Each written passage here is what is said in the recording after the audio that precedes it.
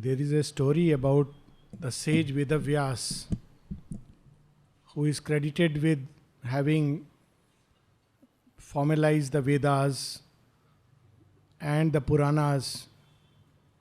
And after he had written all this extensive and exhaustive literature, deeply and profound spiritual literature, deepest wisdom that was available at that point of time, yet he was not satisfied.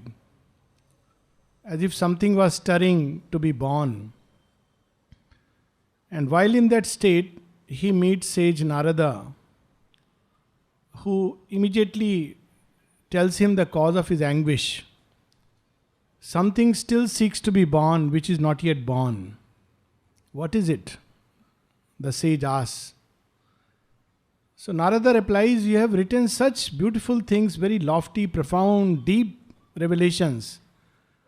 But you have not yet written about the secret of God's birth in time, the story of Krishna, the divine descent in humanity. That is the origin of the birth of Bhagavat. And it is said that merely reading the Bhagavat is liberative.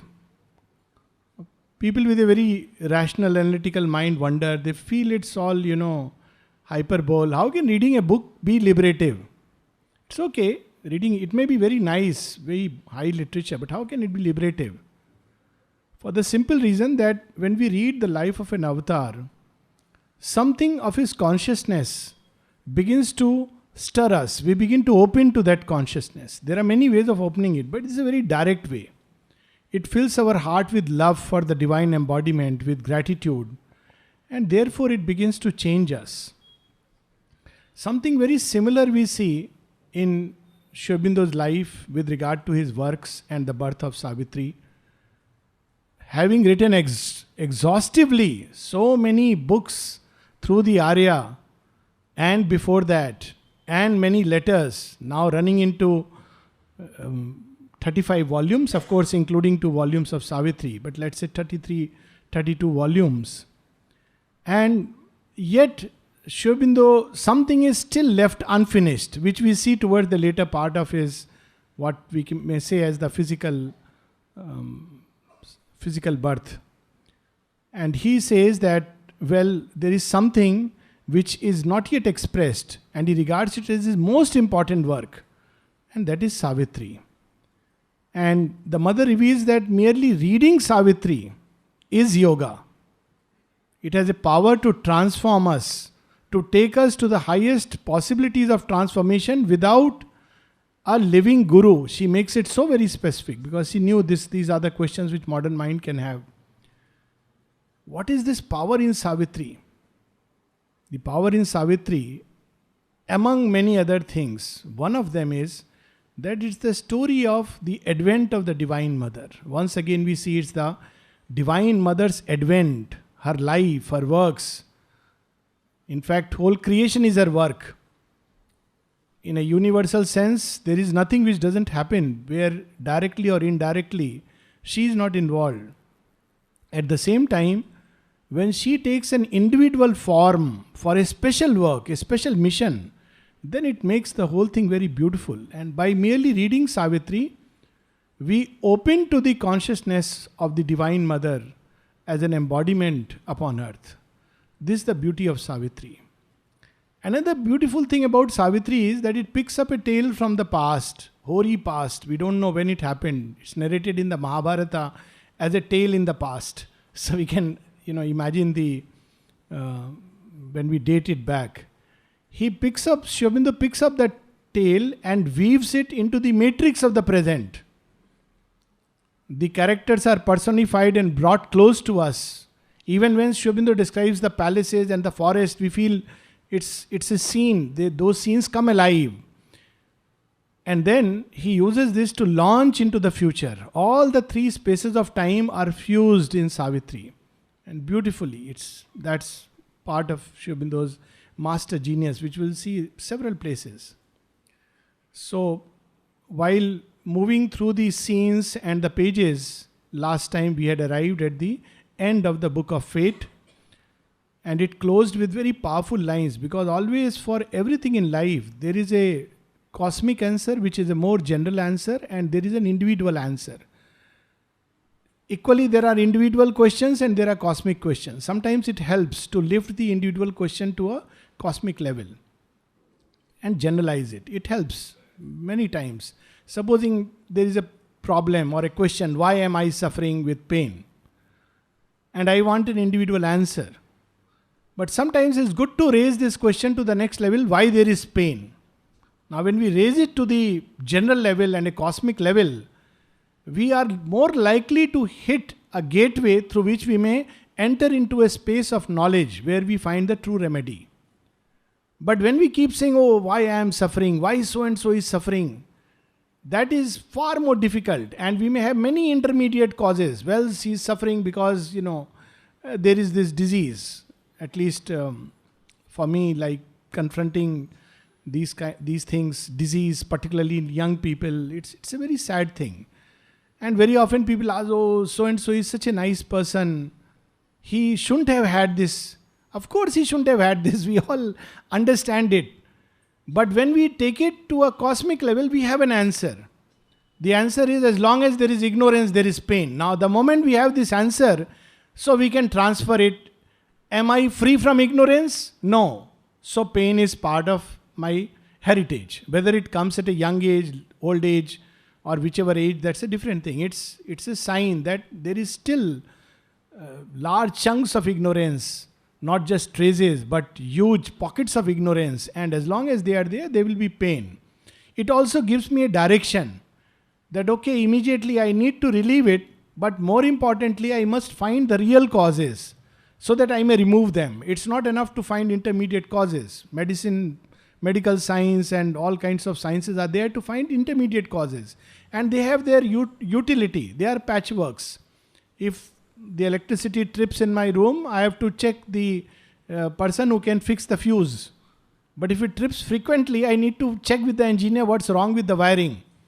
So it's the same way in life, that whenever things strike us, we are very happy with sometimes with intermediate answers and fixing up the problem.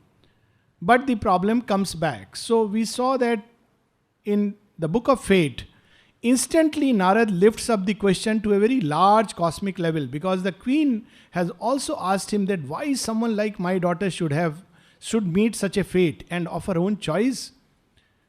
And Narad immediately takes the queen into depths and profundities of life, the mystery of creation itself, why there is pain, why it is tagged with birth.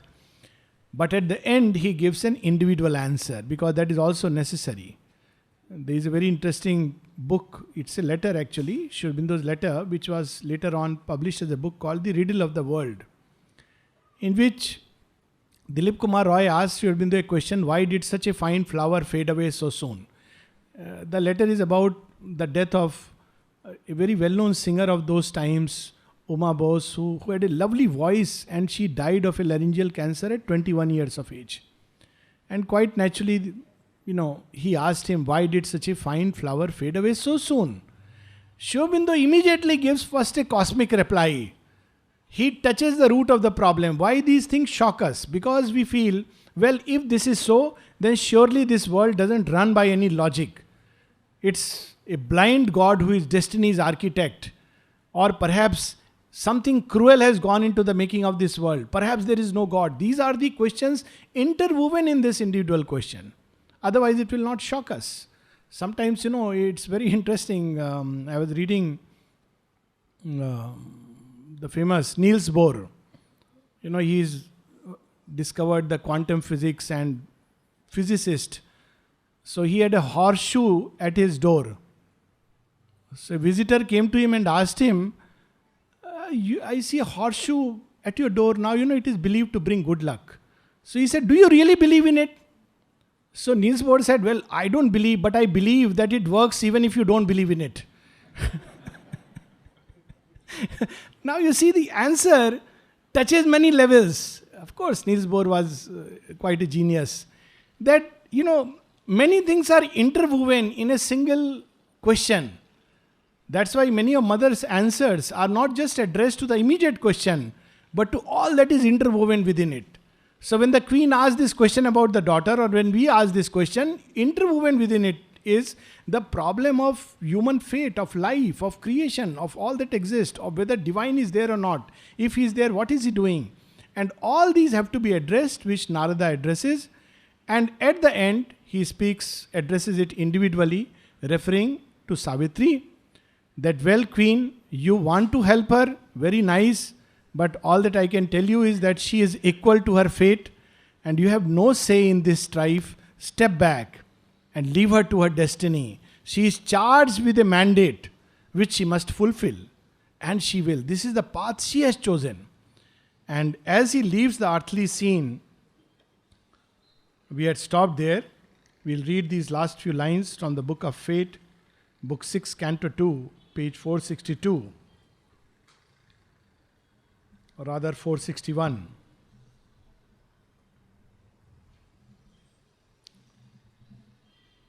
O Queen, stand back from that stupendous scene. Come not between her and her hour of fate. Her hour must come and none can intervene. All of us must face one day the challenge of destiny. Just as all of us must one day stand before the face of the divine. This is at least one of the things that I felt, that all of us go past through mother's room. It doesn't matter, maybe a second. But there is a moment when we are given a choice of being face to face with the divine, of right being in that atmosphere. Now what we do with it is up to us. We may have a bag full of problems. We may have, that moment what we are going to do. There is a very nice story of, and that moment actually is a decisive choice which opens the road for us. It's not just a casual moment. Some people feel, oh, just a second, what am I going to do? Some are looking here and there. But some do something in that one moment that seals their destiny. So there was a story about Swami Vivekananda, and he was going through all kinds of problems in his life, in his family's life, and he tells Sri Ramakrishna that, please, can you help me talk to Divine Mother and get things done for me? So he says, you ask her.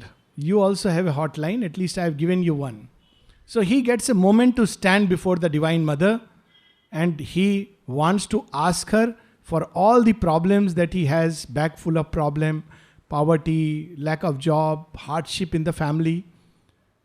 But when he goes before her, he says, Mother, give me bhakti, jnana, vairagya.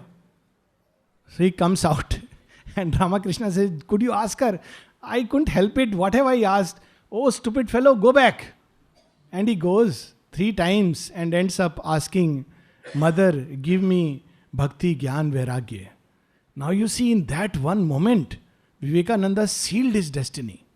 That one moment is enough, really. Because the rest will follow through long process of time. We just had that one moment yesterday to be, before the Divine Mother. And that one moment we can seal. We can just give ourselves.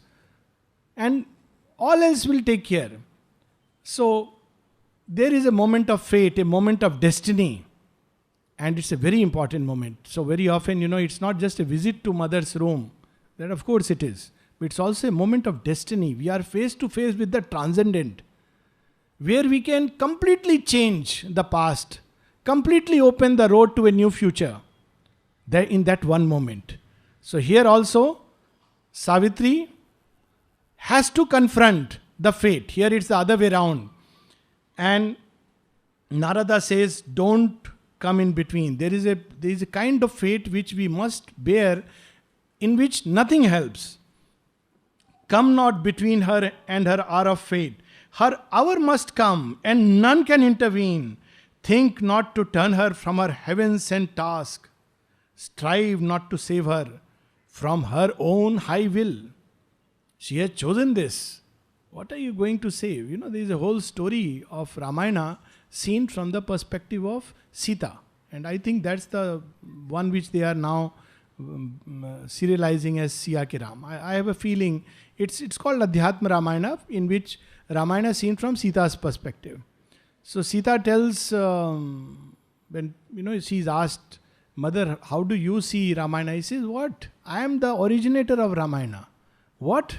You are the originator? Yes. You think that Ravana took me away. I chose to go with him. And you see a very different sight and vision of the Divine Mother. She says, all this was my play. Rama was my instrument and Hanuman was my instrument. Ravana was my instrument, and I had staged this great cosmic play because I had come to destroy the Asuras, and thus alone it could happen. So this is another perspective that she has chosen. People who don't understand this mystery, they end up, oh, Rama was so unfair, or they show Sita weeping with tears. She has chosen. This is something very different. It's not a human drama being played out. It's a divine drama. So here, and that's why when Sri Aurobindo was asked that, what do you say about Rama killing Vali from behind? Sri Aurobindo says that people may say whether it is right or wrong, but this we can say that Rama acted divinely. People say that Rama killed Vali and they judge it's right or wrong. But he says, but this we know. Now what knows in us? A hidden intuition. This we know. It's a very powerful aphorism. This we know, that Rama acted divinely. And same thing when Mother was asked about the story of Rama, Mother said that all that the avatar does in life is divine. It's not subject to human analysis because it's done from a depth and wideness which the human mind cannot fathom. So here we have this, that she has chosen, it's her own high will. Thou hast no place in that tremendous strife. Thy love and longing are not arbiters there.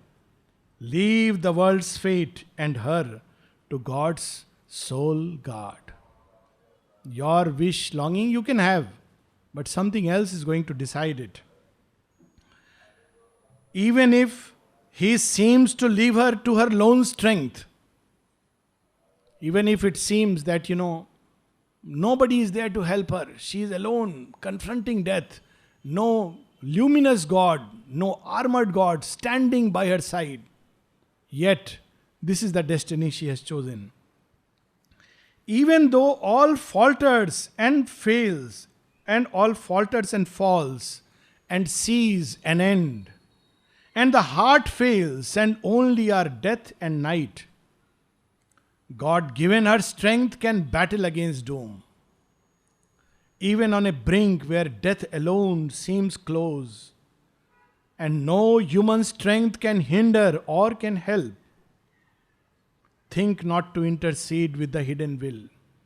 We can almost look back and see how the Divine Mother during the last few years, the last few months, literally on the brink of death, none can help or hinder. So people who say things that, Divine Mother, this happened, the disciples, the ignorant, poor disciples, they should have done this, shouldn't have done this. It is not a human play. What is being enacted is a divine play. She knows very well what is happening. The mother knew always who are these people who are surrounding me, who they are. She didn't need any pronouncement, any judgment by anyone. She wouldn't be divine otherwise. And whatever she has chosen to go through is what she alone has chosen. And she alone is capable of going through that. Even on a brink where death alone seems close and no human strength can hinder or can help, think not to intercede with the hidden will. Intrude not twixt her spirit and its force, but leave her to her mighty self and fate. Very powerful lines. The last lines that Sri Aurobindo has dictated. These are the very last lines. They are not the last lines of Savitri. But as we know, Sri Aurobindo several times it was written and rewritten. The last dictated lines are these. So marvelous, so powerful, so prophetic. Both about himself as well as about the Divine Mother. This is where we had stopped.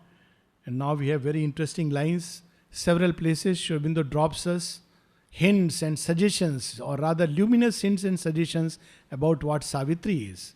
Several places. At one place he leaves hints in the world of falsehood, where he says how Savitri, a pain song of the infinite, a story of eternal love, the book of bliss, the message of the superconscient fire. These lines suddenly emerge towards the end. So Savitri is also born when, piercing through the thick of night, Sri Aurobindo plucks out that secrecy, that secret supramental light, and mates it with the highest. So this is one place. Now here also we see something interesting like a luminous hint. He spoke, Narad. He spoke and ceased and left the earthly scene. He spoke and ceased and left the earthly scene. Now he here is Narad. We can equally apply it on Sri Aurobindo. He spoke and ceased and left the earthly scene. Away from the strife and suffering on our globe, he turned towards his far-off blissful home. A brilliant arrow pointing straight to heaven, the luminous body of the ethereal seer assailed the purple glory of the noon and disappeared like a receding star, vanishing into the light of the unseen. Thus had Vamakhepa seen Sri Aurobindo, like a luminous star vanishing into the glory of the unseen. So he told his disciples, don't ask me about him with your tongue. Human tongue is so full of poison. You can't take Sri Aurobindo's name with this tongue. He told his disciples. He was a great sage himself. He said, I have seen him cross the borders of the sun. And Sri Aurobindo was asked that, is it true? He said, yes, he saw me go. He didn't see me come back. Like a luminous star. But then, is this the end? No. But still a cry was heard in the infinite. And still to the listening soul on mortal earth, a high and far imperishable voice chanted the anthem of eternal love. Savitri is the anthem of eternal love. And this is Sri Aurobindo's gift to us. Yes, if we have the eye of faith or the gift of grace or an inner revelation, surely we will see Sri Aurobindo and the Mother also. But even if we don't see them, even if we are unable to feel their atmosphere, still all that they have said is perfectly true. That's how the Mother put it. Do not doubt, all that Sri Aurobindo has said is perfectly true, and the future will reveal it. It sounds and resounds, but we need a listening ear and listen with the soul. This is the secret he is revealing. That chant of eternal love which Sri Aurobindo has released, and the Mother, her actions, she has released upon earth, that consciousness, that love which she has given, that love is going to bear its fruit. At one point when Huta asked Mother, Mother, what if you are gone? Strange question, but well, it came. She said, my consciousness and love will always be there. Of course, she is also there, but Mother's consciousness and love, it's not something casual, it's not something ordinary. It is bound to transform humanity. So here, the seer has receded from the earthly scene, but what he has left as a gift, the anthem of eternal love. And how do we need to receive it? By listening from the soul, which means to quieten the mind, to go deep within, and then receive Savitri. So these last 4 lines with which we end this book. But still a cry was heard in the infinite. And still to the listening soul on mortal earth, a high and far imperishable voice chanted the anthem of eternal love. So all that Sri Aurobindo has said, whatever be the appearances, they are bound to come true. Say, when he spoke about India's destiny, how did he say? He said, the sun of India's destiny will rise and overflow India and overflow Asia and overflow the world. It's a very powerful prophetic statement.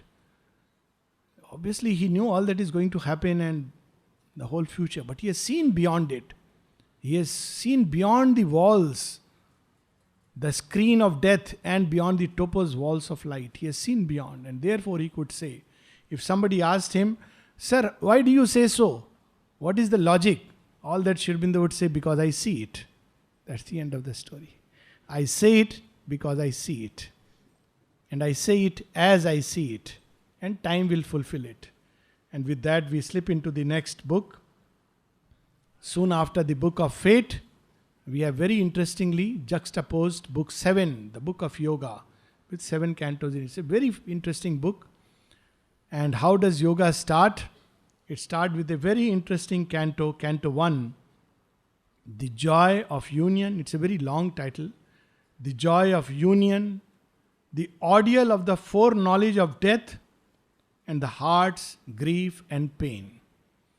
To start with, two things, two currents, two emotions, two states have been mixed together. Sri Aurobindo is a master blender. Great artists will blend colors and take out something fantastic. So this is the joy. Savitri and Satyavan have come together. They love each other and they have found happiness in each other, fulfillment in each other. So this is the joy of union. But along with that, there is something else which has got mixed. The heart's grief and pain. Why? How can grief and pain mix? Because there is the foreknowledge. So very often people feel that, if we only knew, perhaps if we knew, there would be lot more chaos. To start with, we would never be able to enjoy a moment. We would not live as carefree beings as if death is not going to come to us. We live like that. My life, I am never going to die. It's good.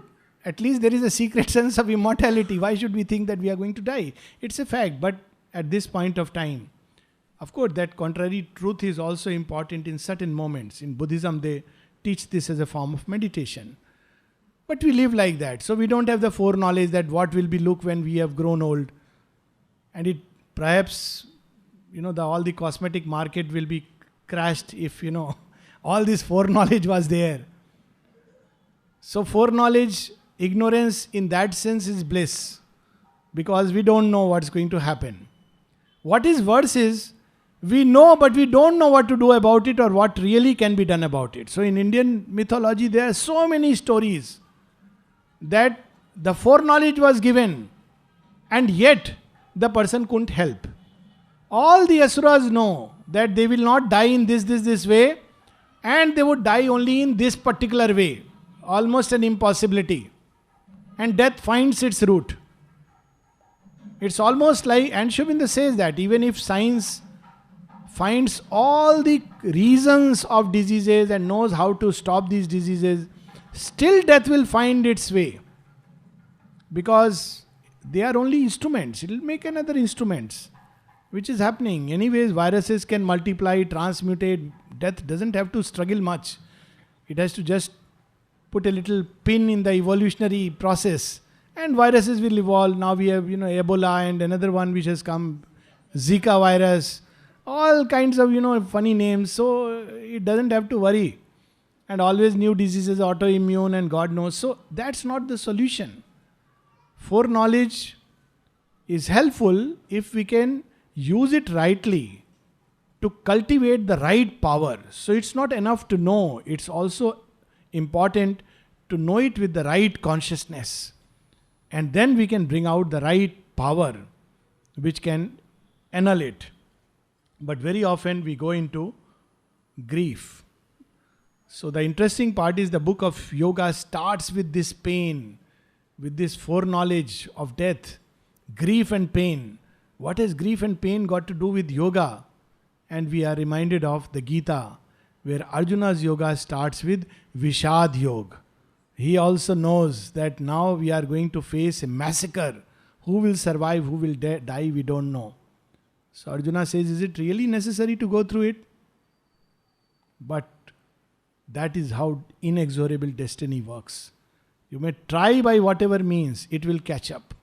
Sometimes it will throw hints, but it will catch up. Just yesterday, one of the army captains, very interesting, it's a sad thing from one perspective.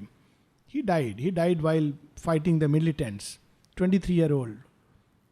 His last tweet is, some people are asking for reservations. Is that background? So he says, I don't want reservations. I don't want freedom of expression. All that I need is a blanket for myself. strangely prophetic. He got a blanket, but what a blanket! The tricolor wrapping him and given a hero salute. It's not just a blanket he got. It's like in a short age to achieve this glory. And his father said that he's my only son, but I am proud of his valor. Now you see, these are destinies, inexorable. They catch up because something within has chosen for it. So here we have a short summary of fate. Sri Aurobindo always does that. He starts, whether it's a canto or a chapter in any book, we'll see this repeatedly in the Life, Divine and the Synthesis and the Human Cycle. In fact, all the books. And there is a reason for that. But he follows the same scheme more or less in Savitri. In the Arya, because the readers had to connect, it was a monthly journal. So when Sri Aurobindo would start a new chapter, he would give a short summary of the previous one, so that readers can connect with it. It's a very beautiful way to write. And here again we see he gives a short summary of fate. So it's again something very interesting about Sri Aurobindo, that on one side he can use long sentences. Sometimes he can compress a whole world of wisdom in just 2 or 3 sentences. He can do both. Like in Life Divine, he has a sentence, all problems of existence are essentially problems of harmony. And then he qualifies it by saying, they start with the perception of a discord and the sense of a secret unity. It's like in 2 sentences he has given us everything. Perception of a discord. It starts like that. But there is also the sense of a secret unity. So when we learn the secret of harmonizing, then we have got the secret of everything. All problems of existence, from disease to international relationships, to the movement of the stars, everything. So, you can summarize. So here we see the whole book of fate. At great length, Sri Aurobindo has dealt with it. Now in just 8 or 10 lines, he'll compress and summarize it for us. In what words? Fate followed the foreseen immutable road. Now you see the brevity of words. Power-packed, immutable, cannot change it. So in one short sentence with just one word prefixed, he has said it cannot be changed. Now, but we know in Savitri it can be changed, but he'll come to that. Fate followed her foreseen immutable road. Man's hopes and longings build the journeying wheels. So who has built my fate? I am the author of my fate. This is the secret of all yoga. Sri Aurobindo speaks about it at great length. He says, ultimately, whatever is a man's faith and the persistent idea within him, that he tends to become. And then he further qualifies it. Out of the 2, he leaves it only with faith. He says, so much so that the Gita goes on to say that the man is his faith. As is the faith in us, that I shall become, regardless of any and everything. The whole world, circumstances, situations, my own life may be riddled with 10,000 difficulties that don't matter. If it is the faith that nature can be divinized, if there is this aspiration, persistent idea I will end up at that point. How it will happen? If there is the faith that I want to be one with the mother, regardless of anything and everything. That's what we are saying about that one moment. The mother used to say this. Or rather, she has said this at one place, and she would say this to people, but that's not written. That, if you tell to the divine that I want to be yours, and the divine says yes, then nothing in the world can come between you and the divine. It may sound very happy, but to go through it, because that means everything is snatched away. You like this, taken away. You cherish this, because that is a master stroke. I want to be yours. That's it. And the divine has said, yes, tathastu. It has that power. But even otherwise, even at a lesser degree, our hopes and longings. Only thing, that's why we don't know what to want. That famous story of a man being given the boon that whatever you ask, so will it be. So the Guru says, don't ask for this. He says, no, please grant me this boon, that whatever I ask, my wish should be fulfilled. So the Guru says, okay, You have to learn the hard way. Grants the wish. So his wish is that this forest should change into a very beautiful palace. It changes into a beautiful palace. Then music and this and that and everything comes. Suddenly he remembers, palace and all is there, but after all it's a forest. What if a tiger comes and eats me up?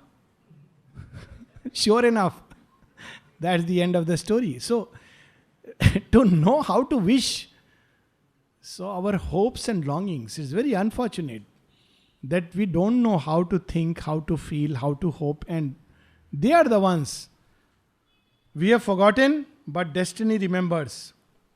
Man's hopes and longings build the journeying wheels that bear the body of his destiny and lead his blind will towards an unknown goal. So we do it blindly and we don't know where it is going. But hopes and longings have built the journeying wheels. And the mother reminds us again and again when people would ask her, oh, my circumstances and situations are difficult. Mother would say, the more I see life, the more I am convinced that everyone, without an exception, finds oneself in circumstances which are necessary for his progress. Everyone.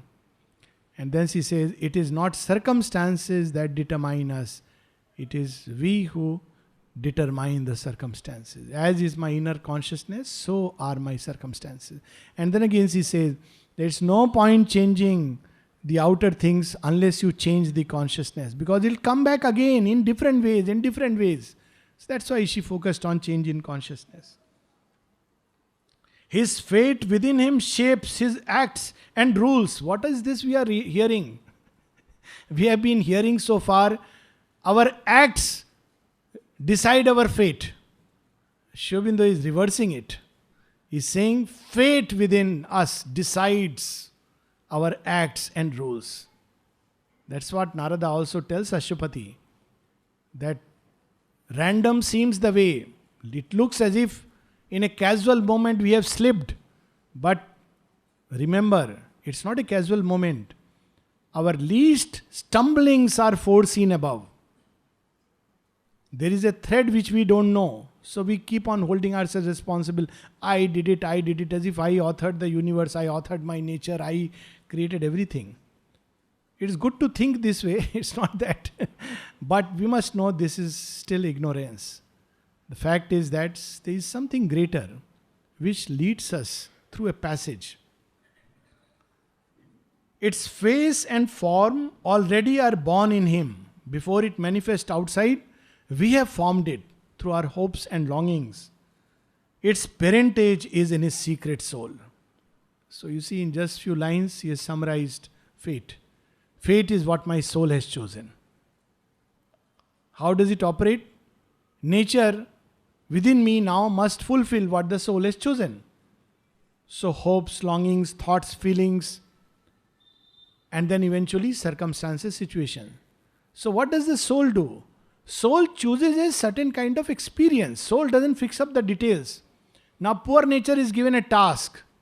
It's like the boss gives a task, do this, and leaves the person free to work it out. So the person tries this way, that way. Ultimately that experience which the soul needs, it will go through. Nature will lead it through all these various kinds of manufacturing devices till finally a situation or an event or circumstances is right there in front of us. Now it says, finally I made it. Now, O soul, take on from here. So it has to take on that. So its parentage is in his secret soul. So one thing is very obvious from this, we should never blame anyone for whatever we have in life. It's of course a very safe and very sane advice also, because blaming someone only makes it more and more complicated. Psychologists are realizing it from another angle. But the simple thing is, if I meet some circumstances in life, it's me, not to be blamed, but I have chosen it and now it's still with me. What I do with it, that choice nobody can take away. So it's something so powerful. And then the next few lines which give us the deeper secret. Here matter seems to mold the body's life, and the soul follows where its nature drives. So when we look at things from this perspective, it looks like people say, I want the divine, but what to do? My mind doesn't cooperate. Nature. What to do? I have lot of pain in my legs, so I can't sit for meditation. I want to meditate. So mother says at one place, my child, if you really want it, nothing can stop you. If I really want to meditate, ways and means will be created. It's not that the leg pain will vanish, but meditation will descend and catch upon me wherever. If I want to meditate. If I really want the divine, no nature can eventually stand in the way. So we often give this excuse, what to do? Then we start this excuse at a young age. Then when we are old, we have a master excuse. What to do? Now I am old. So it doesn't help. Here it looks like it's an ignorant view that matter determines. It can go to what extent? Mother quotes the story of Elizabeth. It's obviously her own life, her previous life, where she's on deathbed and there are people who have come who want to ask her something, and all the ministers don't want her to go. They say that you are on the deathbed. You want to go and listen to their woes. And she sets an example for future politicians. She says, but death can wait. Death can wait. These people have come with so much of hope in their heart. They can't be made to wait because of my illness. Death can wait. Indeed, death waits. So there is this power within us, though to an ignorant view it looks like it is matter which decides. Nature and fate compel his free will's choice. This is what appears. And many people, if we really look at it, this idea of free will. Well, where is the free will? A lot of talk about freedom. Where is the freedom so long as we are subject to the worst slavery, the slavery of ignorance? My thoughts are not my own. Leave aside the big issue of ignorance and thought suggestions. The fact is that from childhood, our minds are influenced by thousand social, environmental, parental forces. We don't have to bring in the occult dimension. So to say these are my thoughts, well, they are not our thoughts. They are thoughts which I have gathered from all around in my waste paper basket called mind. And now I am just spewing them out, saying they are mine. So the minimum thing demanded is that we analyze and see which thoughts are really mine in the true sense of the word, and then we will discover that 99% have to be discarded. Then we can discover what is the true thought within us. Something which is like a flame burning deep inside. But that for most of us, nature and fate compel our free will's choice. Look at the, touch of irony in this. Nature and fate compel his free will's choice. But greater spirits, this balance can reverse. That's why when Sri Aurobindo was asked that the Gita says, Yantra Arudhini Maya. Sri Krishna says that like a fly on the wheel, human beings are moved, tossed and turned. So where is free will? Of course, it also raises the question of Papa and Punya, but that we have dealt with that several times in the past and we'll deal with it subsequently. So what is really suffers the consequence? In fact, it doesn't suffer the consequence. Chooses, it's an evolutionary cycle. So Sri Aurobindo was asked then, where is man's free choice? He says, well, it is true that 90%, in essence on the Gita he clarifies, 90% of the time what we call as free choice is not our free choice. But there is a possibility in man to really make a free choice. But for that free choice, you have to go very deep inside. It can reverse everything. So here we have, but greater spirits, this balance can reverse. We can equally say there are moments in which all of us can touch this greatness of the spirit. Even if we are not a greater spirit, there is a moment when we can touch this high point, the omega point, from which we can reverse and make the soul the artist of its fate. This can happen. This does happen, but very rarely. This is the mystic truth our ignorance hides. Doom is a passage for our inborn force. It's like it strikes against a wall, but it doesn't open. It pushes against the door, it doesn't open. But what is happening? Why has God given me this impossible thing? Well, my strength is increasing. If I don't give up, if I push the door, this is one of the meditations Mother gives to find the soul. Very readily we give up. Oh, I don't know, I tried meditation for a few months, it doesn't work. Well, did we really try? So when she says this is one of the meditations, that we push against a bronze door. We sit there and try and try and try, and one day it will open. What is happening in the process? Why doesn't God open the door straight away? He is so kind and compassionate. He should say, oh, there is my child knocking. He should just open the door. Well, if we enter in that state, we will lose our heads and we'll be bewildered. So he says, okay, I'll let you knock. Knock for long. Why? Because I want to increase your force. I want you to enter the kingdom of heaven as a worthy child. And Sri Aurobindo says that if he delays the realization in you, then you must learn to trust that he knows best. So we knock and we wait and wait. Not going into despondency that he has not heard. He has heard. He is not sleeping. It is he who is telling us, push a little more. Try a little more. He is inspiring us.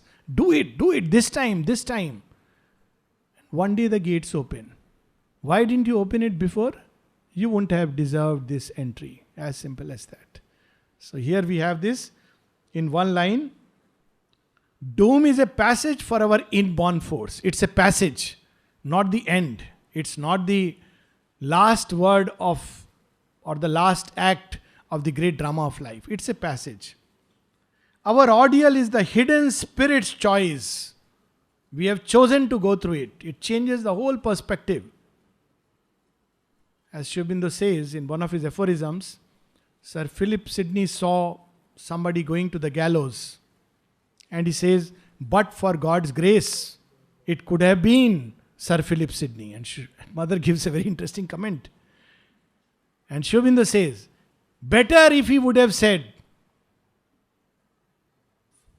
and then he puts a little comma, for God's grace, it could be Sir Philip Sidney. And the Mother explains so beautifully. He says, Sir Philip Sidney, of course, he looks at somebody going to the gallows and says, it's God's grace that I have not gone to the gallows. This fellow is going. Bach gaya main.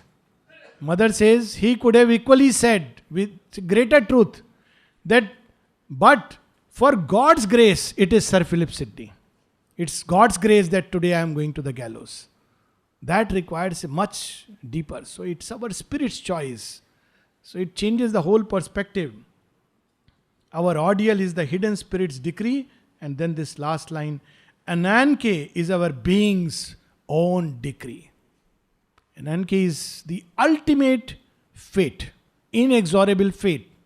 A kind of fate that nothing can change. Ananke in the Greek mythology is not just the goddess of fate. Goddess of fate is Thetis. There are 3 sisters. But their mother is Ananke. And she determines not only the fate and the movement of human beings, but also the movement of the gods. They all must obey her. They can't say no. She is greater than all the gods. Though in some mythologies, Zeus is shown as greater than her. Otherwise, all other gods, including Kronos, they follow her. Whatever Ananke decides. And nobody sees Ananke's face. It's always covered with a veil. Only when all the gods leave, then she lifts up her face. So Ananke, the inexorable fate, it's our own decree. Nobody has passed a sentence on me. I have passed a decree on myself. We'll pause here. Come back after 10 minutes.